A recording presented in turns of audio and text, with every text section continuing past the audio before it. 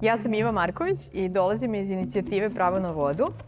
Inicijativa u Srbiji radi već nekih 5-6 godina na različitim temama koje se tiču i ljudskog prava na vodu, ali i zaštite vodnih dobara u Srbiji.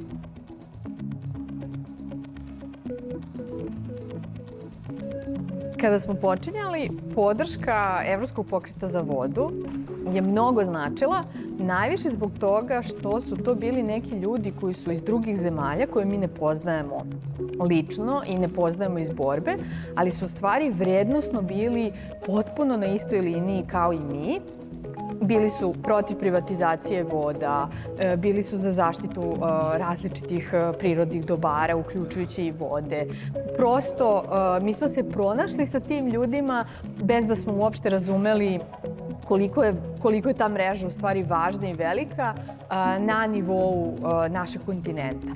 I naravno, ono što nam je mnogo značilo jeste da postoji neka mreža koja se zove Evropska, ali nije vezana samo za Evropsku uniju, nego razume da voda ne poznaje granice i da je mnogo važno da imamo i ljude van Evropske unije u celoj toj priči.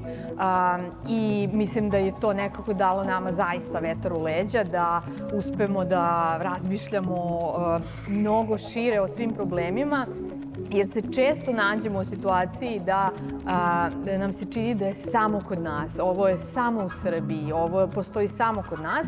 Međutim, kroz Evropski pokret za vodu, European Water Movement, vidimo da ljudi u Španiji imaju isto tako probleme i sa sušama i sa poplavama, da ljudi u Belgiji imaju probleme, dakle da u svim zemljama u stvari postoji neka zajednička borba sa nama.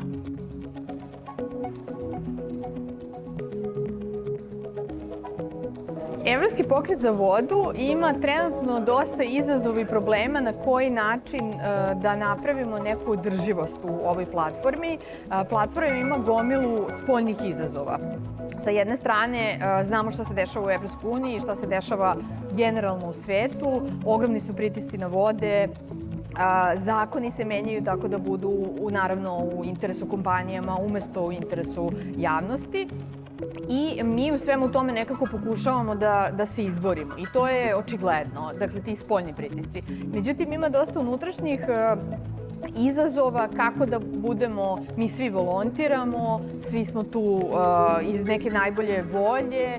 Dakle, nekako čini se da moramo da uzmemo neki sledeći korak kako da što više institucionalizujemo našu borbu i da ono što je naše nasleđe Evropskog pokreta za vodu, koje je užasno važno, a to je ta inicijativa, prva građanska inicijativa u Evropskoj uniji, da ona nekako ne padne u neki zaborav i da se to sve razvodni, nego da ostanemo dosledni nosioci ljudskog prava na vodu na našem kontinentu.